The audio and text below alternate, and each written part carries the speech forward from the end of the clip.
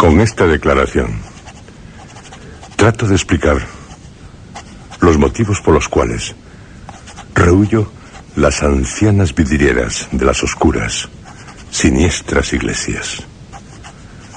Las causas por las que el sudor frío del horror recorre mi espalda al ocultarse el ardiente sol súbitamente tras las ágiles nubes en las mañanas veraniegas. La razón por la que siento náuseas al escuchar el apagado rugir de la tormenta, allá, lejana en el horizonte. Lo que sigue a estas líneas no es sino lo que mi masacrada mente puede recordar. Llegué al convencimiento de que lo que a continuación narraré era el fruto recolectado por mis dañados sentidos durante el periodo en el que estuve inconsciente. Dicha conclusión se vio desde un principio arropada por las aseveraciones de los expertos que me atendieron.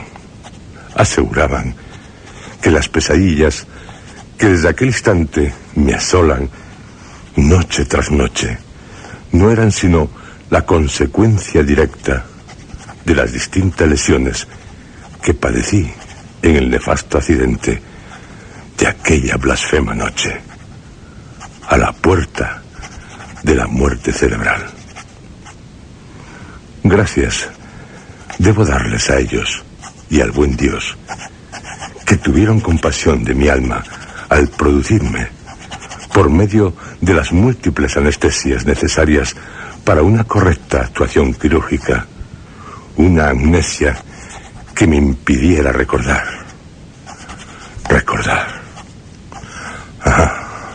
Pero en los sueños mi mente ahondó en el camino de la verdad. Lo hizo lentamente, sin llegar nunca a capturarla, y, Dios del cielo, fueron momentos de espanto. Es esta verdad tan horrenda la que me impide comportarme correctamente ante determinados estímulos como los descritos arriba.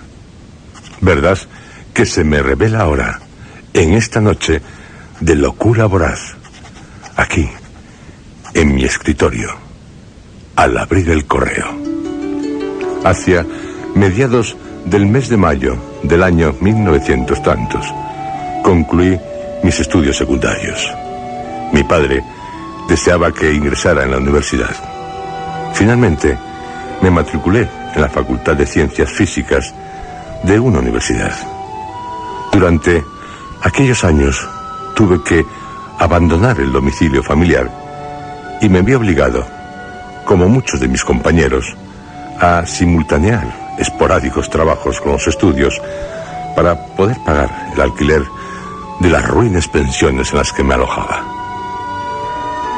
Fue en una de las pensiones en las que me detuve temporalmente donde lo vi por primera vez.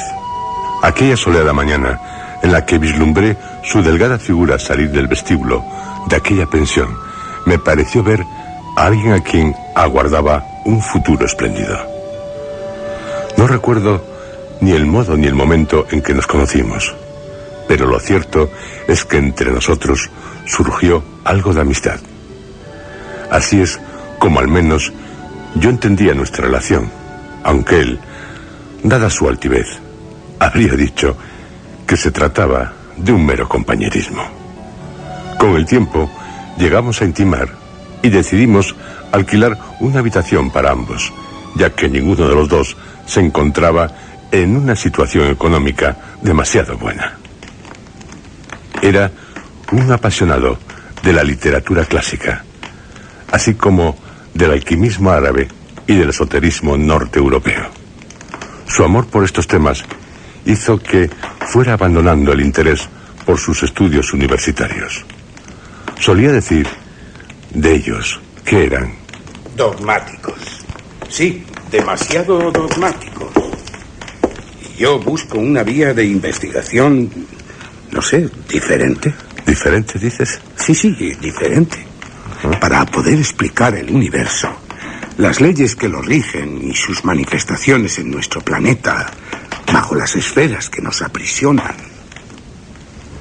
Poco a poco, dejó de vérsele por el campus universitario, así como por la pensión, a la que venía solo buscando descanso tras el día. En ocasiones se presentaba en medio de la tarde en la habitación, cargado de viejos volúmenes, gruesos libros destinados a un estudio pormenorizado de sus páginas. Otras veces lo hacía en la oscura noche, magullado en muchos casos, pero siempre preocupado, acalorado, oteando desde la ventana, temiendo la aparición de la figura que ya se perfilaba en su atemorizada mente, mientras su mano derecha sostenía varios documentos. A mis preguntas sobre los motivos de su temor, no contestaba. Desde un principio me vetó el estudio de aquellos libros, algo de lo que ahora me alegro, y no llegó a desvelarme las razones por las cuales se ausentaba de la facultad y de la pensión.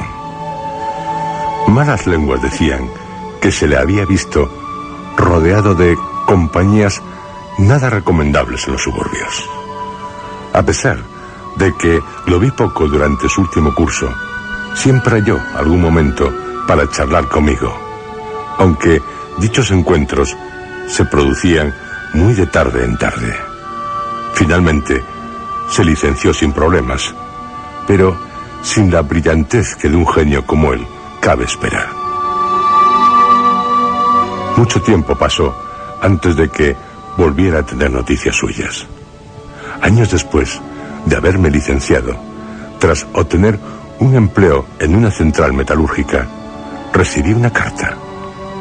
Era la primera vez que me escribía desde que terminara sus estudios, algo que me sorprendió agradablemente. Creo recordar que en ella me comunicaba: mi deseo es el de instalarme en la sierra, y puesto que habitas en una de sus zonas residenciales, recurro a ti para que me comuniques, si se diera el caso, de la existencia de una vivienda que reúna unas determinadas condiciones. Condiciones que defino de sustanciales, porque lo son para mí. Me citaba en un conocido hotel de la capital para que le presentara los datos que yo tuviese respecto al tema y, cómo no, para que reanudáramos la amistad que nos unió en los tiempos de estudio.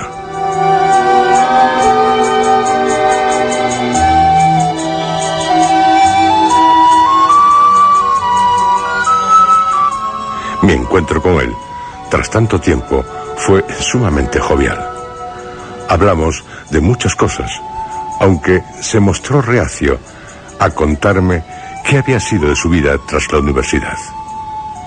En aquella cena le informé de todo lo que conocía de la sierra que pudiera interesarle, y me ofrecí a él con la pretensión de ayudarle en todo aquello que pudiera agilizar las gestiones necesarias para su próxima instalación.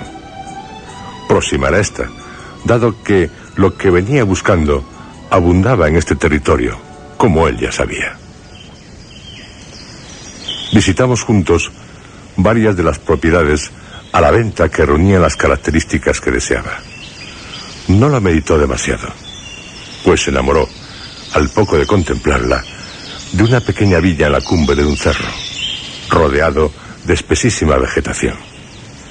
La casa era ciertamente antigua y necesitaba urgentes remodelaciones.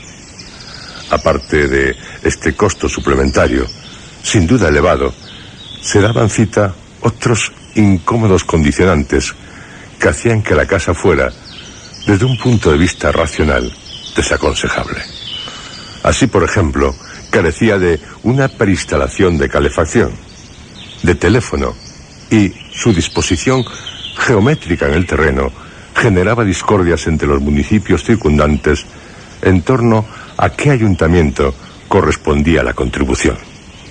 Además, la comunicación de la finca con la carretera más cercana consistía en un lodazal que pasaba por ser un camino en los meses de verano. Una vez tramitada la compra, me encomendó que vigilase la casa, pues estaría ausente una temporada, durante la cual reuniría el dinero necesario para llevar a cabo todas las reformas que tenía planeadas, que no eran más que las justas. No aceptó de ningún modo el que yo le prestase una cantidad inicial, así como se mostró siempre contrario a pedir un crédito bancario. No me explicó en ningún momento el motivo por el cual se negaba rotundamente a seguir mis sugerencias, y yo, por mi parte, dejé de insistir. Estuvo fuera varios meses, durante los cuales no recibí ninguna comunicación procedente de su persona. Visité en varias ocasiones la villa. Lo cierto es que, a pesar de que se encontraba con un aspecto sumamente lastimoso, la casa tenía un encanto especial. La atracción de las antigüedades, el recuerdo del pasado, el sabor del aire que conservan las estancias arcaicas, un sabor amargo. Había algo en aquel lugar que invitaba a contemplarlo. Durante aquellas visitas, a pesar de lo incómodo que resultaban los viajes, disfrutaba de la exploración de los bosques cercanos, de los paseos por sus montes, de ese aire especial, cargado de humedad, y cerca de sus muros, de amargura. Recuerdo que, tras cada visita, solía tumbarme en la hierba frente a la puerta principal, contemplando el cielo azul, y finalmente mis ojos caían sobre una ventana, sobre un ojo de buey enrejado, bastante grande, que estaba situado en la tercera planta, la más alta de la casa, bajo un tejado picudo de tejas que debieron ser marrones, pero que entonces eran verdes. Una mañana, el desasosiego se apoderó de mí. Tras desviarme de la carretera, tomando el sendero que me conduciría, como lo había hecho hasta ese día, al porche de la casa, vi algo que me llenó de perplejidad, sorpresa y, ¿por qué de huir de esta palabra? Me repugnó. Al momento sentí repulsión hacia lo que me encontraría en la casa, algo que se estaba dibujando ya en mi imaginación mientras avanzaba por el polvoriento camino, salpicado de huellas humanas. Las ventanas de mi coche no tardaron en ensuciarse del espeso polvo en que me iba adentrando. Decidido a continuar, la nube acabó por deglutirme. Una vez en el corazón de la polvareda, la visibilidad era muy limitada, el aire irrespirable. Progresando con la lentitud del precavido, reprimiendo mis sentimientos violentos por aquella situación insoportable, atisbé con más claridad unas bestias estacionadas en los márgenes. Dificultosamente, los rayos solares podían atravesar aquella atmósfera, acompañados de las sombras de los árboles que se cernían en derredor del camino, vertiéndose sutilmente sobre los vehículos. Sombras que siempre me habían atraído y eran lo único que contribuía a calmarme en aquel odioso lugar, odioso momento. Bajo estas sombras, las figuras que había visto desfilar se hicieron más perceptibles. Individuos de aspecto inequívocamente extranjero iban y venían de la casa a los camiones cargados de herramientas y tablas. Me empeñé en no claudicar ante aquellas criaturas, ante aquellos rostros rencorosos, cuyo resentimiento hacia los nativos es tan obvio como estúpido. Los minutos que tardé en recorrer el trecho que me separaba del descampado me parecieron eternos. Mas mi agonía no había hecho sino comenzar. Paré el motor y descendí del auto lentamente. Recuerdo que lo cerré con llave.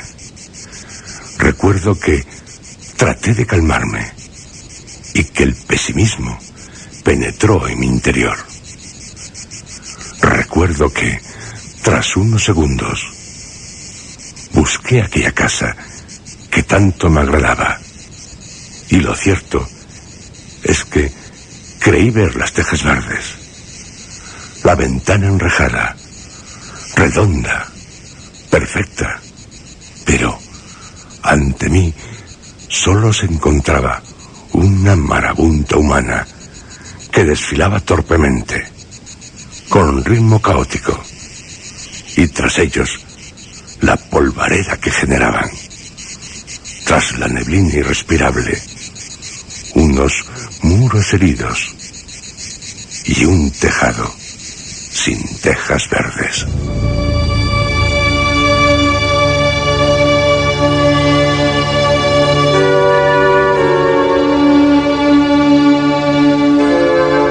Varias semanas estuvo ausente. Antes de mi marcha, he de indicar que le visité regularmente tras la remodelación. Fue en esas visitas donde empecé a percibir claramente que me ocultaba muchas cosas. Insistía en que se encontraba muy ocupado, mas nunca me comentó a qué se dedicaba exactamente. Su estudio era una farsa, ya que los libros que reposaban en los estantes no eran más que insulsos documentos. Él debía tener un estudio secreto, que yo imaginaba estaría ubicado en la Guardilla, donde se halla el Ojo de Buey.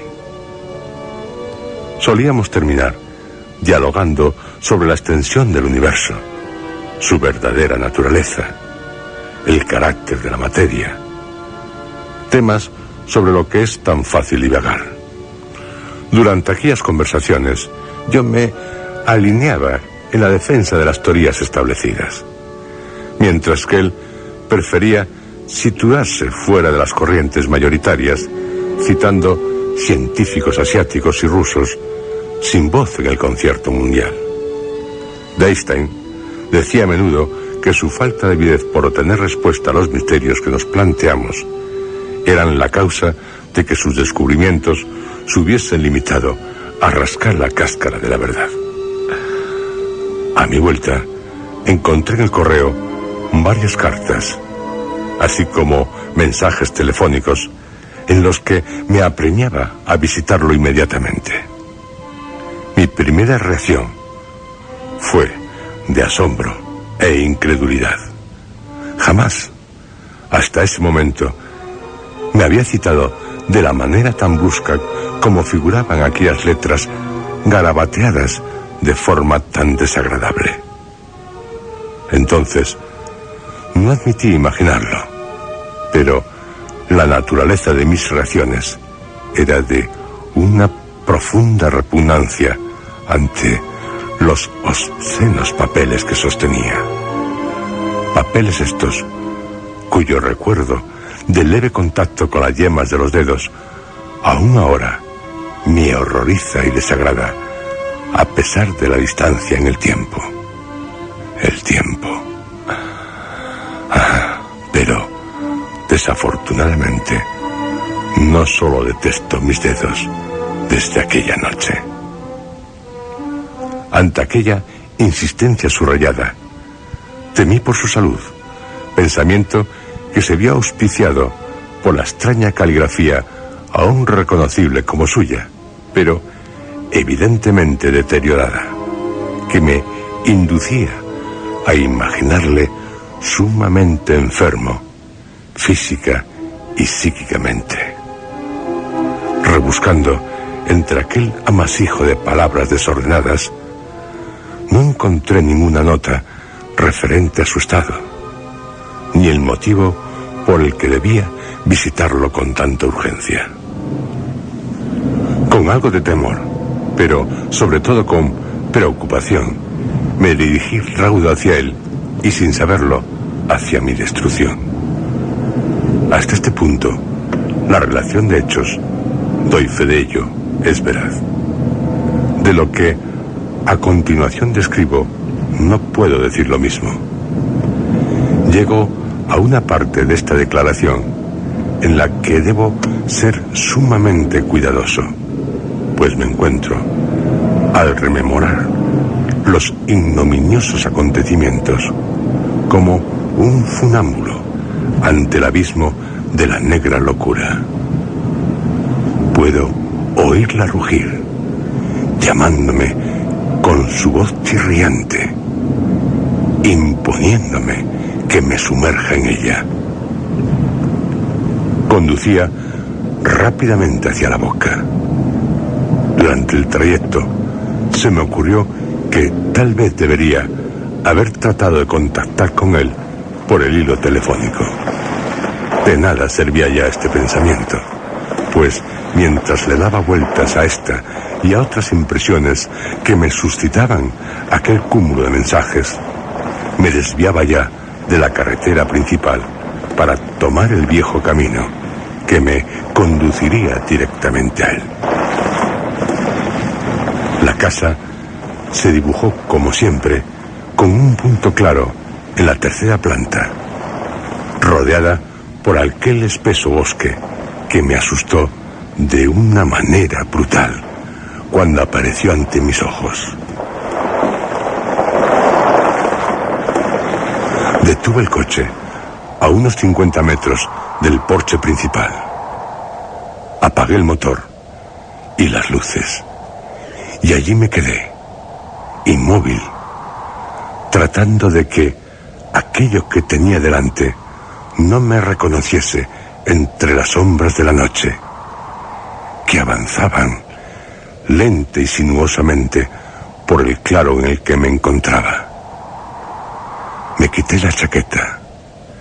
El disco rojo aún se hallaba sobre la bóveda celeste, recortado diabólicamente por las copas de los pinos que parecían aullar al viento racheado inconfesables sacrilegios.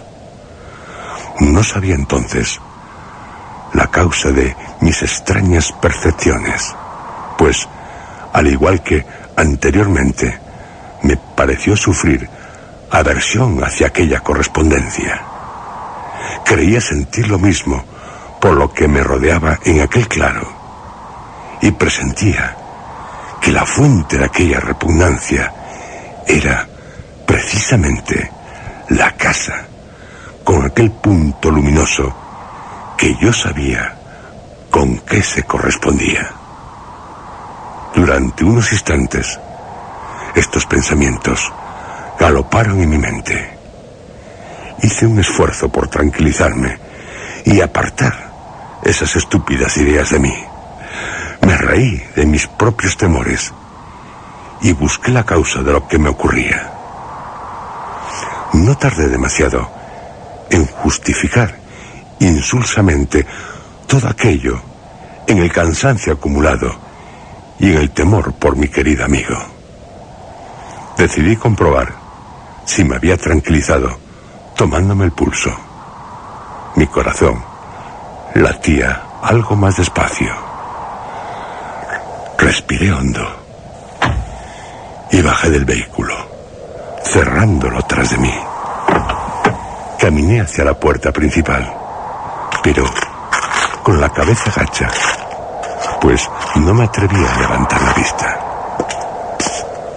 Fue mientras ascendía al porche cuando me apercibí de que mis incoherentes temores no estaban solos frente a la racionalidad, sino que había circunstancias que venían a dimensionar la realidad de dichos temores. Estas circunstancias eran el anormal silencio que rodeaba el lugar. Ni pájaros, ni grillos. No había zumbidos de insectos. Aquello estaba desierto de naturalidad. Tan solo el silencio, roto en ocasiones por el silbido del viento y el movimiento de los burlones pinos que parecían aguardar impaciente tras aquella mole en la que me disponía a penetrar. Pero lo que más me inquietaba era la humedad exterior, que, en aquel momento infernal, caí en ello. Me había venido molestando desde que tomé el camino de tierra, sino antes, y que había ido aumentando según me acercaba a la casa. No había reparado en ella, como tampoco lo había hecho en el silencio hasta aquel instante, cuando solo unos pasos me separaban de la puerta. Era como si la casa exhalara vapores del exterior. Recordé cómo en el coche había realizado una acción a la que no había prestado atención, pero que ahora, en aquel instante, venía a ratificar que aquella atmósfera agobiante existía realmente. Esto sucedió en pocos segundos. Los razonamientos llegaron en tropel con fuertes latidos de mi corazón. Latidos que me golpearon con mayor vigor que los anteriores. Latidos que, me pareció, me herían el pecho. Latidos cuyo insoportable calor abrasó mi cutis. Latidos que llegaron a marearme e hicieron que me apoyara precipitadamente en la puerta, en la odiosa puerta que jamás debía atravesar. Nervioso como nunca y tremendamente asustado, decidí tomarme algo de tiempo. Medité sobre lo que debía hacer. Debía sacarle de allí inmediatamente, pues estaba seguro. Esto era la causa de su deterioro. Aquel ambiente, de origen evidentemente maligno, provenía de lo que se ocultaba tras aquellas paredes, tras aquella puerta. Llamé. Tras unos interminables segundos de espera, escuché el cerrar de una puerta.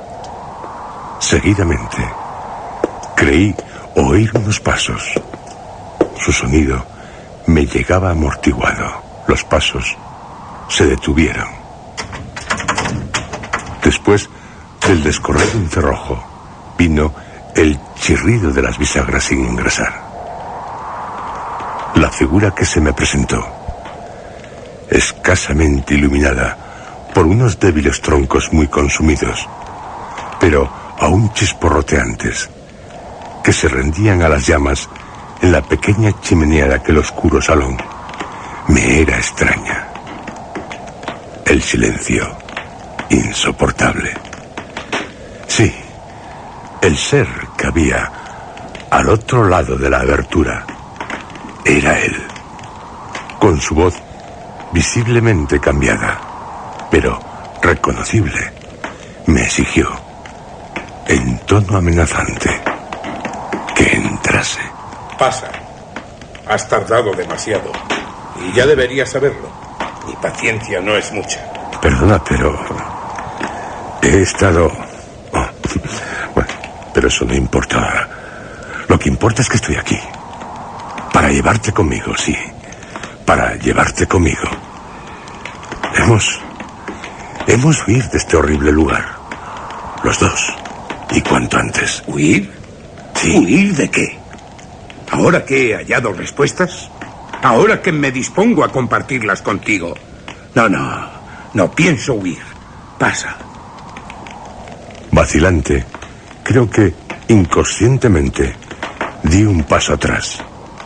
Él se apercibió de ello y tomó un objeto alargado que se ocultaba en las sombras. Creí que me estaba amenazando con un palo, pero un brillo metálico me descubrió que en realidad era un fusil. No tuve elección. Entré. Decididamente, su estado era peor de lo que me había figurado. Debía actuar con cautela. Mi vida y la suya dependían de cómo me desenvolviese. La puerta se cerró tras de mí. Poco a poco, mis ojos fueron acostumbrándose a la extraña luminosidad de aquella estancia. Luminosidad procedente de la chimenea. Anormal. Jamás había contemplado algo así. La peculiaridad de aquella luz no estaba en el color, ni en la intensidad. Era como si, filtrada por el aire de la habitación, el medio material la debilitase en determinadas zonas. Algo parecido sucedía con los sonidos. Me llegaban leves, amortiguadas las pisadas, desvanecido el viento, roncas las palabras, hirientes los crujidos, como si las ondas, ya fuera de la clase que fuesen, encontraran una verdadera dificultad, una resistencia suprema a su desplazamiento. Y mi amigo, mi desdichado compañero de estudios, ahora le distinguía bien. Estaba desgastado, enjuto, algo encorvado, con una expresión de loca genialidad, con la sonrisa del triunfo en los labios, con mirada de lobo hambriento. Y bien, amigo, ¿qué es lo que quieres mostrarme? Haz el favor de tomar asiento. Fue sosegada su respuesta mientras se acomodaba en una silla, frente a mí, con el arma sobre sus rodillas. A pesar de su ofrecimiento, permanecí en pie, pues quería entrar en contacto físico con el menor número de cosas en aquel lugar que generaba en mí tal aversión. Lo que tengo que decirte es algo sumamente especial. Un descubrimiento apoteósico. Muy a menudo hemos discutido sobre la naturaleza, sus comportamientos, sus misterios. Siempre te tomaste estas discusiones como eso, meras habladurías para pasar el rato.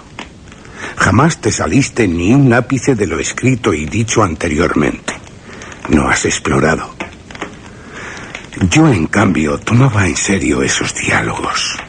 Los grandes genios de las ciencias no tuvieron miedo a imaginar, a cruzar las barreras, a volar. ¿Cómo descubrió en su momento Newton las leyes que rigen la dinámica, la gravitación? Y Faraday apenas sabía resolver una raíz, y sin la ayuda de engorrosos cálculos accesorios, fue capaz de imaginar los campos magnéticos de una manera tan sumamente sencilla que aún hoy se utilizan sus apreciaciones. ¿Y Einstein? ¿Qué me dices de él?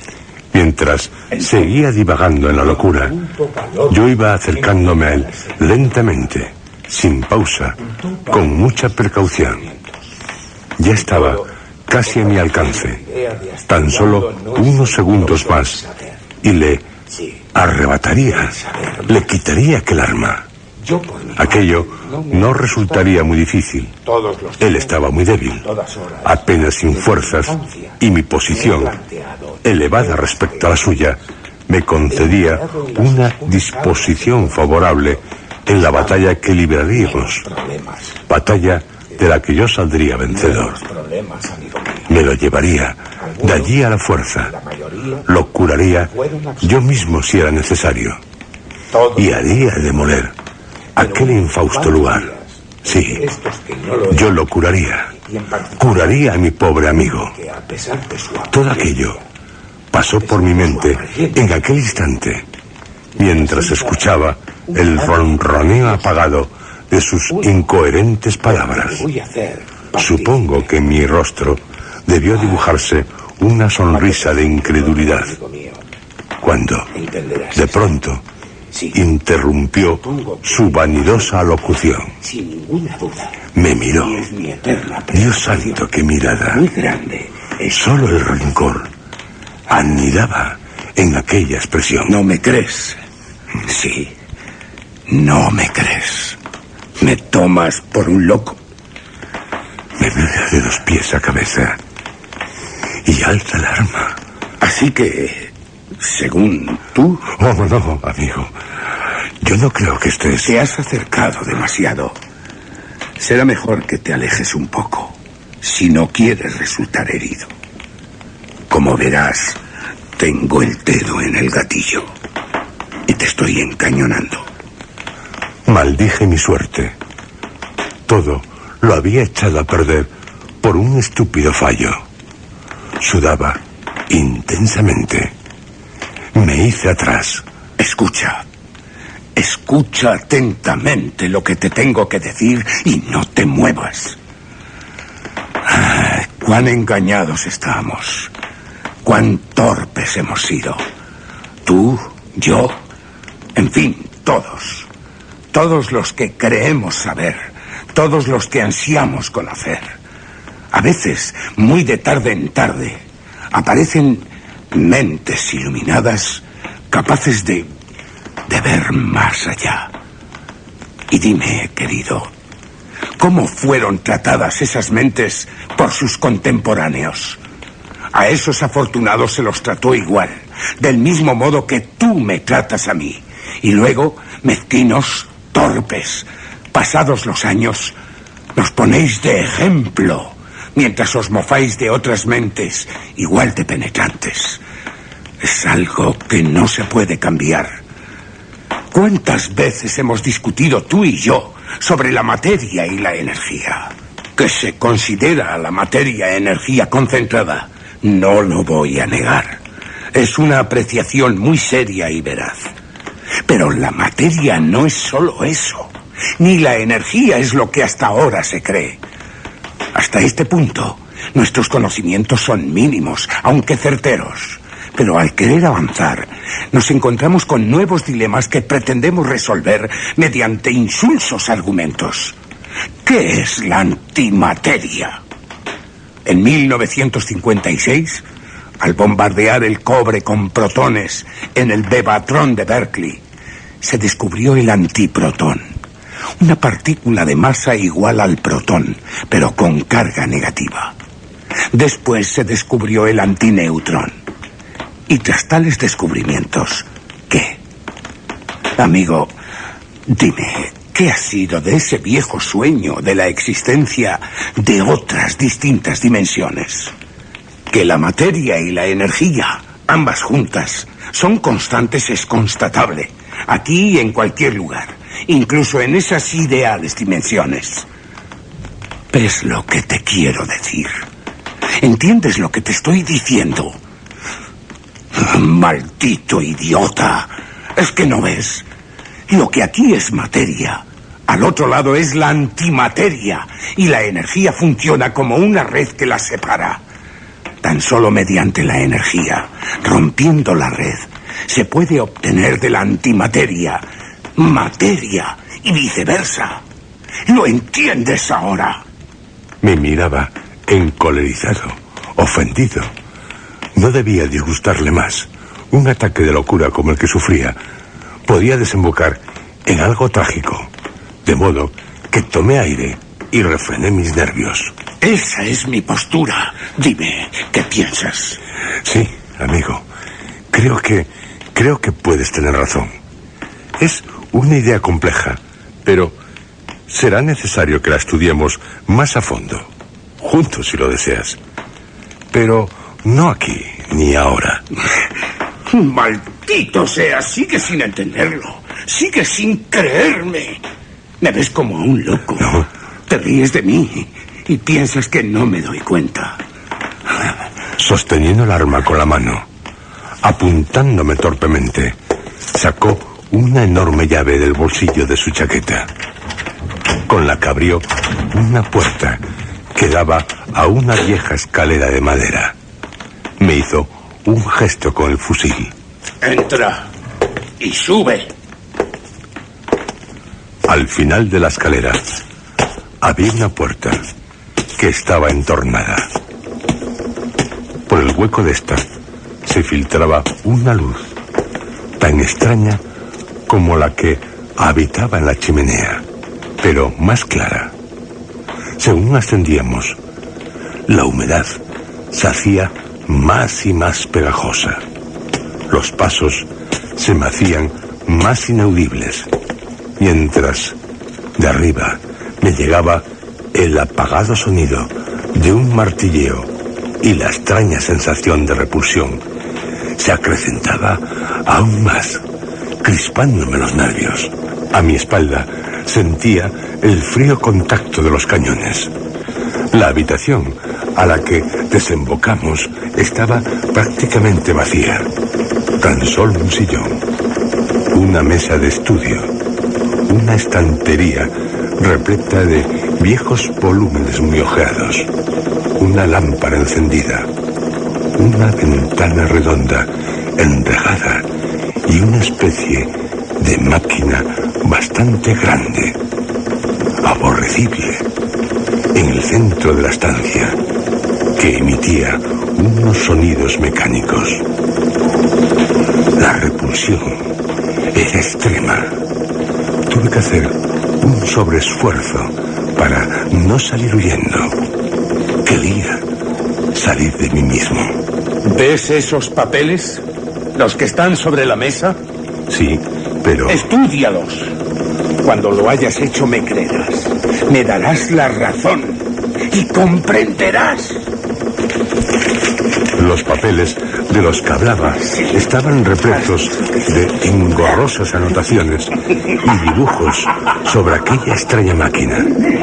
Los trazos eran horribles y la letra caótica.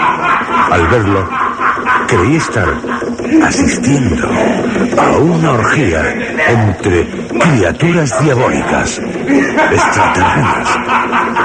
Aquello era más de lo que mi desgastados nervios podían soportar. Mi corazón galopaba, mis manos temblorosas eran incapaces de sostener los papeles que se me escurrían igual que arena de playa. Como una liebre suplicante mira al cazador que la ha herido de muerte, debí mirar yo a aquel ser que se reía estridentemente. La victoria era suya. Victoria que se desparramaba por sus carcajadas, por unas carcajadas horribles. Su cuello comenzó a hincharse según cesaba de reír, y el horror irrumpía en su rostro. Todo él estaba soportando una presión que le empujaba desde el interior. Violentamente, del cuello escapó una especie de oscuro látigo viscoso, desgarrando primero los músculos, luego la piel. Caía al suelo. Él comenzó a chillar desesperadamente, mientras de otras partes de su cuerpo escapaban más brazos cilíndricos, viscosos y negros. En poco tiempo quedó reducido a un nudo de tentáculos que lo envolvían y giraban unos sobre otros, mirándole atónito desde el suelo, con ojos vidriosos. Noté como si algo latiera bajo los cimientos. El techo me pareció que se inclinaba y ascendía, al igual que el pecho de un moribundo, combando las paredes. Levantándome abruptamente, mi mirada recayó sobre la ventana que tanto me gustaba contemplar. Pero el espectáculo que allí encontré no fue menos horripilante. Aquel ojo de buey enrejado pareció descomponerse para reagruparse, representando figuras aberrantes, imposibles de describir. Fuera de mí, salí corriendo allí, pero no sin primero chocar con aquella extraña masa que no paraba de revolverse sobre mí misma, de la que aún salían infernales gritos.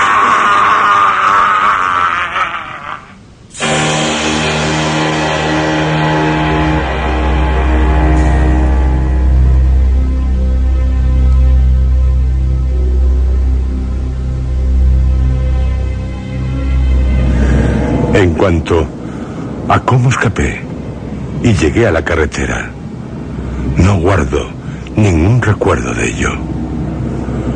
Solo sé que en el coche, conduciendo aceleradamente, comencé a retomar parte del control de mí mismo.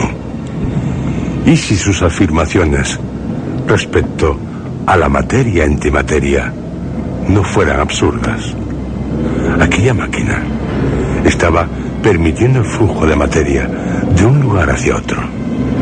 El flujo representaba el paso de una dimensión a otra que estaban mezclándose. Las emanaciones de esta no eran sino el fundir de una materia sobre la otra. Fundir que se iría extendiendo. Dios, qué horror. Aquella máquina, aquel artilugio infernal, era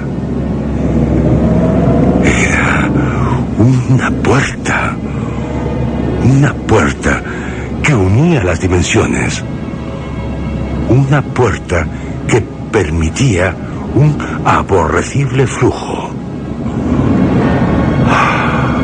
¡Qué asco sentí de mí mismo! La materia exterior se había introducido en mis pulmones, había ensuciado mi piel e impregnado mi sangre, mi cuerpo, mi mente. Dos luces se dirigían directas a mí. Di un volantazo y noté cómo todo giraba, repitiéndome a mí mismo. Una puerta. Una puerta. La puerta.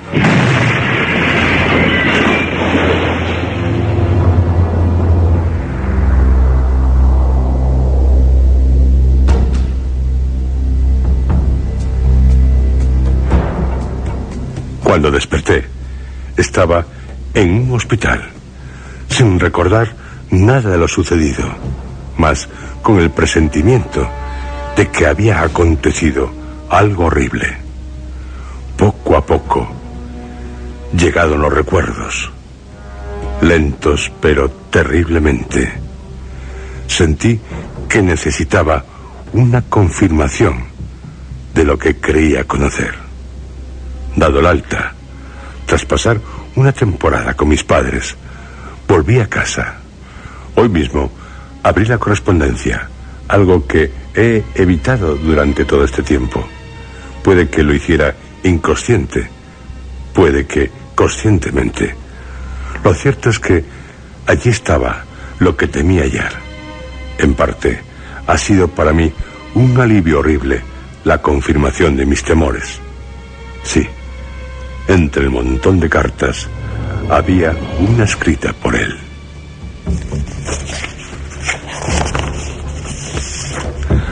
Al abrirla, encontré lo que ya me imaginaba. En aquel papel se revolvían apretujados caracteres que me inducen a pensar en una orgía de criaturas extraterrenas